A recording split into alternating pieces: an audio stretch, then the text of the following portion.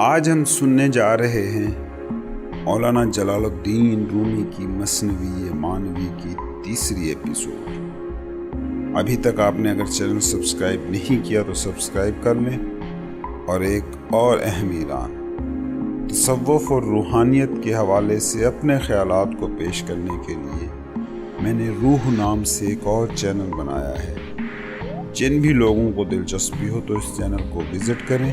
Channel کا link description اور پہلے کمنٹ میں موجود ہے۔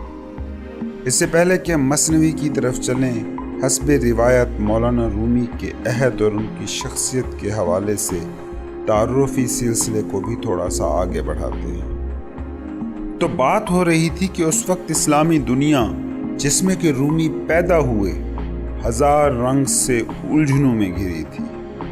تاتاری یورش زوال کے اس سفر کا آخری بڑا سنگ میل تھا، جس کے بعد زوال کا سفر تکمیل کو پہنچا۔ مسلم دنیا نے اس وقت اس سارے زوال پر جو رد عمل دیا وہ بہت ہی دلچسپ تھا۔ اسلامی دنیا خلافت راشدہ کے بعد سے کامل طور پر سیاسی اور جنگی فتوحات اور معاشی ترقی کا لطف لے رہی تھی۔ اسلام کے اسٹیبلش ہونے کے بعد پہلی بار شاید اس تہذیب کو موقع ملا کہ وہ اپنے روحانی پہلو کی طرف زیادہ سنجیدگی سے غور کرتی۔ زندگی کے بارے میں اسلامی دنیا کا نقطۂ نظر اس زوال کی وجہ سے نظر ثانی کے مراحل سے گزرنے لگا۔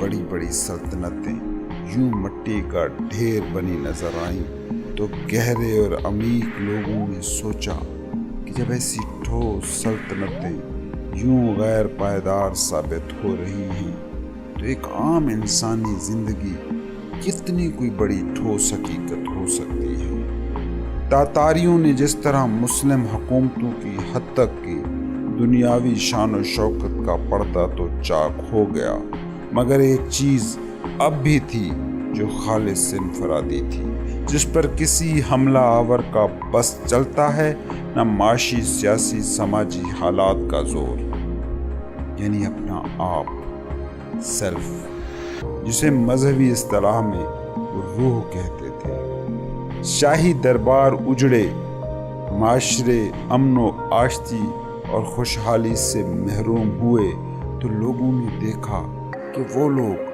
جو کبھی شان و شوکت کے پیچھے نہ بھاگے، جو روح کی سلطنت تک خود کو محدود کیے بیٹھے رہے، ان کے دربار، ان کی محفلیں اس زوال میں بھی کسی بیرونی مداخلت کے اثر سے آزاد ہیں۔ مسلم دنیا کے اس باہری زوال کا اندرونی جواب تھے شیخ نجم الدین کبریٰ، شیخ شہاب الدین سہروردی، شیخ اکبر ابن عربی، فرید الدین عطار اور صدر الدین پونوی۔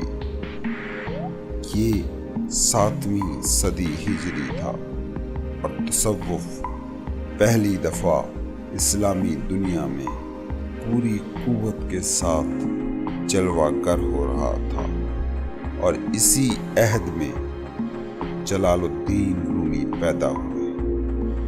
اگلی ایپیسوڈ کے شروع میں ہم جانیں گے مولانا رومی کے ابتدائی حالات زندگی کے بارے میں۔ اب چلتے ہیں مثنوی کی طرف۔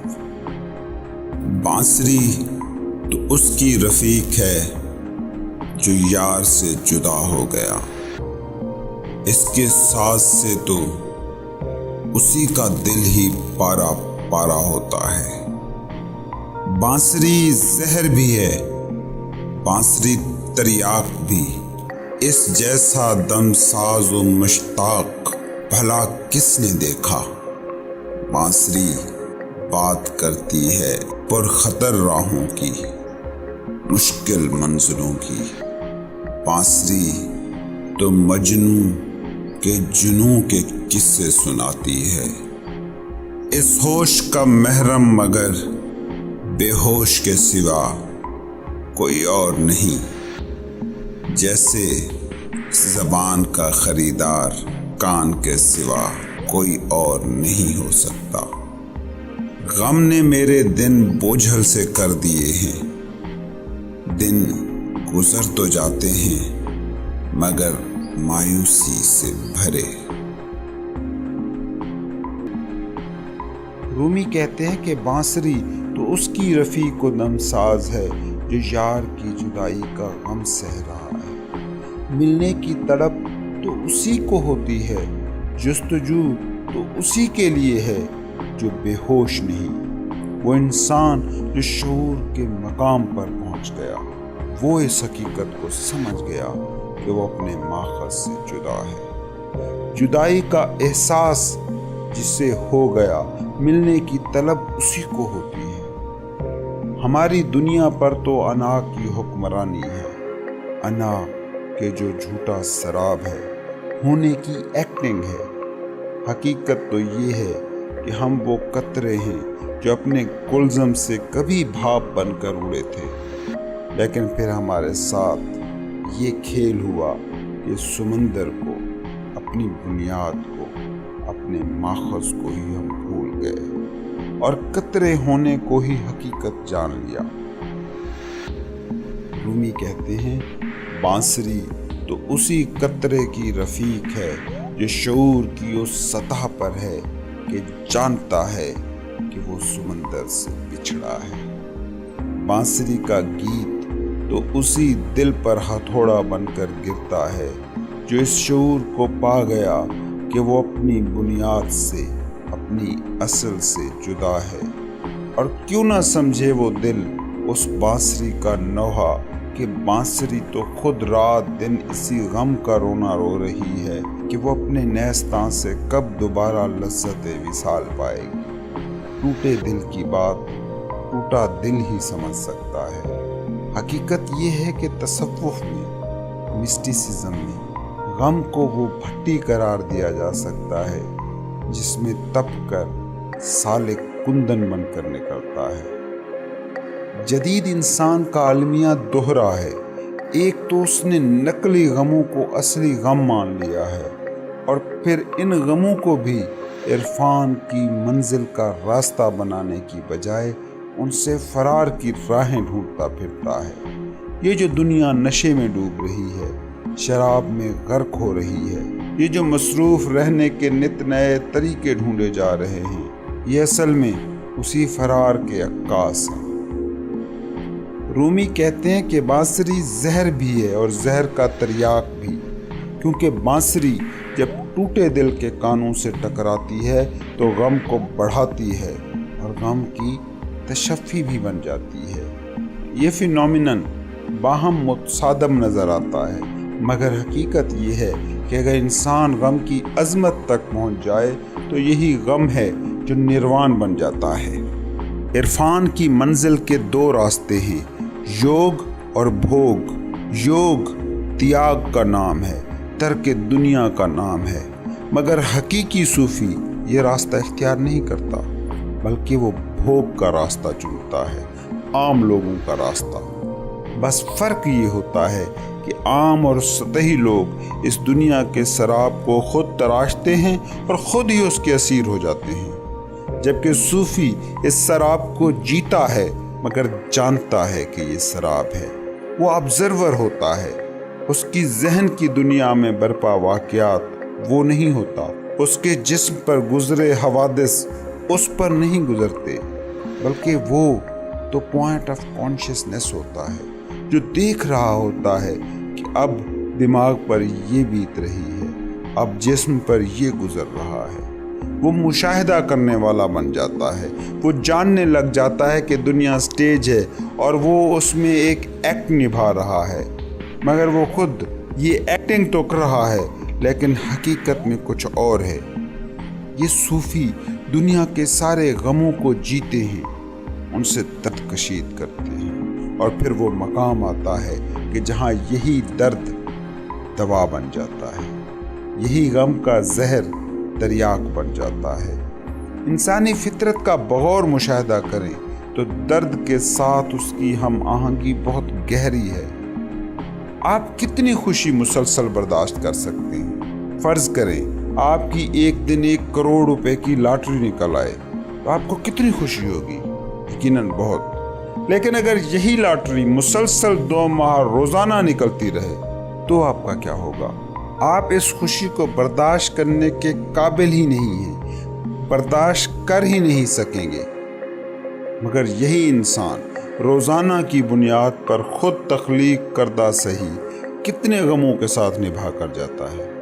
مسلسل خوشی آپ کو خوشی و غم سے ماورا نہیں لے جا سکتی، مگر مسلسل غم میں یہ صلاحیت ہوتی ہے کہ وہ آپ کو پین اور پلیئر سے ماورا کر دے۔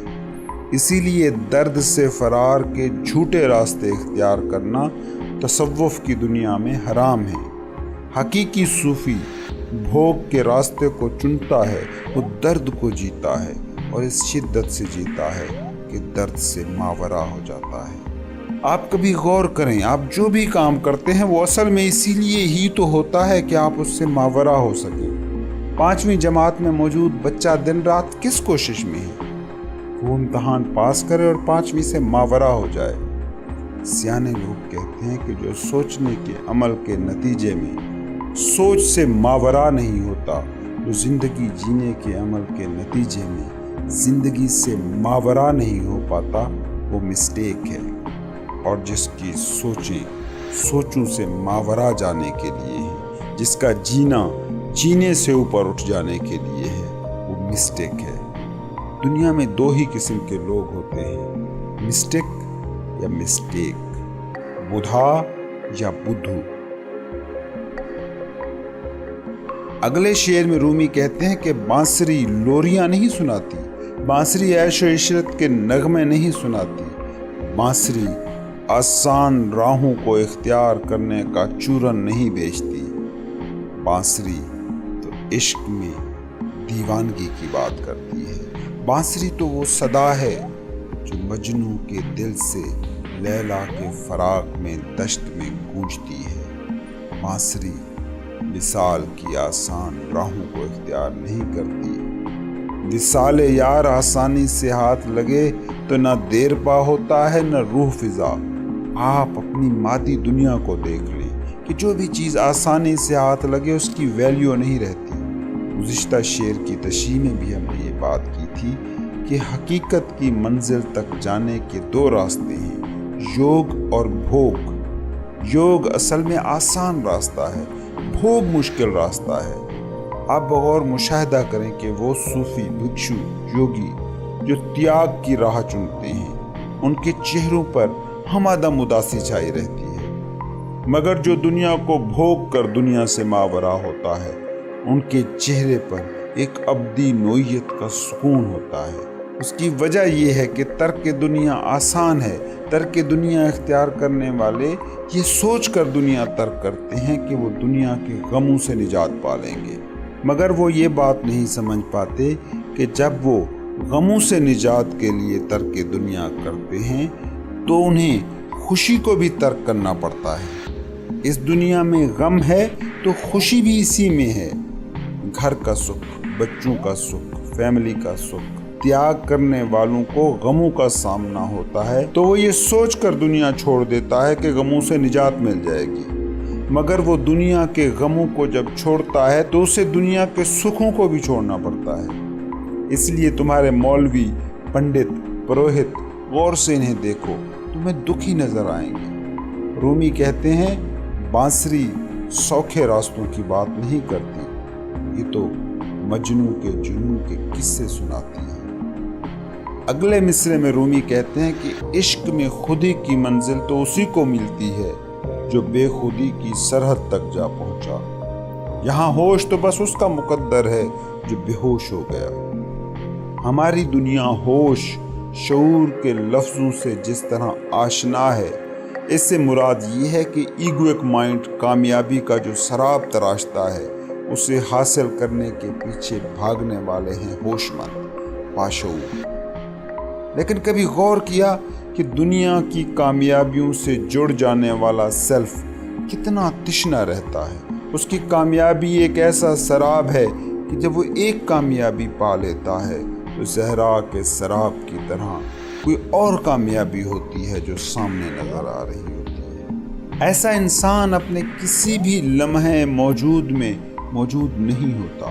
وہ لمحہ کہ جس میں زندگی ہے وہ صرف لمحہ موجود ہے، مگر انا کی نیچر ایسی ہے کہ جب یہ ایک کامیابی سمیٹ لیتی ہے تو پھر ایک اور گول سیٹ کر کے انسان کے سامنے رکھ دیتی ہے۔ ایک زمانے میں جس شخص کا خواب 20,000 کی نوکری کو پا لینا تھا، اب 50,000 اس کی تنخواہ ہے، مگر انائی دماغ نے اب اسے 1,00,000 تنخواہ کے پیچھے لگا رکھا ہے۔ یہی حال دنیا کی باقی ساری کامیابیوں کا ہے۔ آپ نے سوچا کبھی کہ آج کے انسان، نام نہاد باشعور باہوش انسان کی زندگی ایک مسلسل دوڑ بن چکی ہے، جو حقیقت میں بس قبر تک پہنچنے کی دوڑ کے سوا کچھ اور نہیں؟ اور یہی وجہ ہے کہ آپ نے کئی ایسے قصے تو سنے ہوں گے کہ مادی دنیا کی بے تحاشا کامیابیاں سمیٹنے والے، شہرت کی آخری حدوں کو چھو لینے والوں نے تو اپنا طرز زندگی چھوڑا اور روحانیت، تصوف کی راہ اختیار کی، مگر کسی حقیقی روحانی شخصیت نے کبھی اس زندگی کو ترک کر کے انائی دماغ کی سراب زدہ زندگی کو نہیں چنا۔ رومی کہتے ہیں کہ حقیقی ہوش مند تو وہ ہیں جنہیں دنیا بے ہوش کہتی ہے۔ عشق کی منزل اس راستے پر چل کر ملتی ہے جہاں دنیا کے لیے انسان بے شعور، بے ہوش ہوتا ہے، مگر وہ حقیقت میں باشعور اور باہوش ہوتا ہے۔ کیونکہ وہ دنیا کی سراب زدہ نیچر کو سمجھ جاتا ہے۔ اگلے مصرے میں رومی بزبان بانسری کہتے ہیں کہ میرے دن بوجھل ہیں، اور یہ بوجھل پن جو چیز لے کر آتا ہے وہ ہے مایوسی۔ انسانی زندگی جو یہ جدید انسان گزار رہا ہے، اس پر غور کریں۔ اگر ایک انسان کے دن کو تقسیم کریں تو 2 قسم کے احساس کے ساتھ ہی اس کا جینا ہو رہا ہے، خوف یا غم۔ خوف کہ آنے والا دن اچھا ہوگا کہ نہیں، غم کہ گزرا دن اچھا نہ تھا۔ ہماری زندگی پین اور پلیئر کے درمیان جھولتا وہ پنڈولم ہے جسے سکوت اور سٹلنس کی لذت کا کبھی سامنا ہی نہیں ہو پاتا۔ سٹلنس ہے ہماری حقیقی حالت، ابھار، اتار چڑھاؤ ہماری زندگی کا سطحی ترین حصہ ہے۔ ایک جھیل کو دیکھیں، اس میں موجود حرکت، بے چینی، جوار بھاٹا، وہ سارا صرف سطح پر ہی ہوتا ہے، جبکہ تہہ میں وہی جھیل بالکل ساکت ہوتی ہے۔ اب اگر آپ زندگی کی جھیل کی صرف سطح کو اپنا آپ جانتے ہیں، بلکہ سطح پر موجود لہروں کو اپنا آپ جانتے ہیں، تو یہ وہ دنیا ہے جسے میں انائی دنیا کہتا ہوں، جس میں مسلسل کچھ کرنا ہوتا ہے، کچھ سوچنا ہوتا ہے، اور انا کی زندگی کا چلانے والا ہے دماغ۔ آپ نے غور کیا کہ آپ کا دماغ کبھی بھی خاموش نہیں بیٹھتا؟ سائنس تک کہہ اٹھی ہے کہ ایک دن میں ہم 60 سے 80 ہزار سوچوں کو سوچتے ہیں۔ اب اگر ایک ایسا ٹول یعنی دماغ طے کرے گا کہ انسان کیا ہے، خدا کیا ہے، زندگی کیا ہے، خالق و مخلوق کے درمیان تعلق کیا ہے، تو وہی دنیا آپ کے سامنے آئے گی جو اس وقت آپ کے سامنے ہے۔ دماغ ایک طرف بیماریوں کے علاج ڈھونڈ رہا ہے تاکہ انسانوں کو بچا سکے، ایک طرف ایٹم بم بنا کر انہی انسانوں کو مٹانے کے درپے ہے جن کے علاج کے لیے وہ کھپ رہا تھا۔ دماغ کی نیچر منکی جیسی ہے، اسے سکون نہیں ہے، اس لیے تبت کے یوگی عام انسان کے دماغ کو منکی مائنڈ کہتے ہیں۔ اب یہی مائنڈ ہے جو انا کو گورن کر رہا ہے، اور دماغ کے بارے میں یہ بات جان لیجیے کہ یہ اعلیٰ پائے کا غلام ہے، مگر بدترین نوعیت کا آقا ہے۔ ہماری انائی زندگی اب اسی دماغ کے کنٹرول میں ہے جو پین اینڈ پلیئرز کے سراب تراش رہا ہے، اور انسان مسلسل خوف اور دکھ کے آسیب میں جکڑا ہوا ہے۔ غور کریں، دکھ کیا ہے؟ ایک واقعہ جو کبھی ماضی میں ہوا، اس کی میموری۔ خوف کیا ہے؟ ایک واقعہ جو آنے والے مستقبل میں ہوگا، اس کی اینٹیسپیشن۔ یہ دونوں ہی چیزیں مردہ ہیں۔ زندہ چیزیں صرف لمحے موجود میں ہی ہو سکتی ہیں، وہ لمحہ جس میں زندگی فی الواقع ہے۔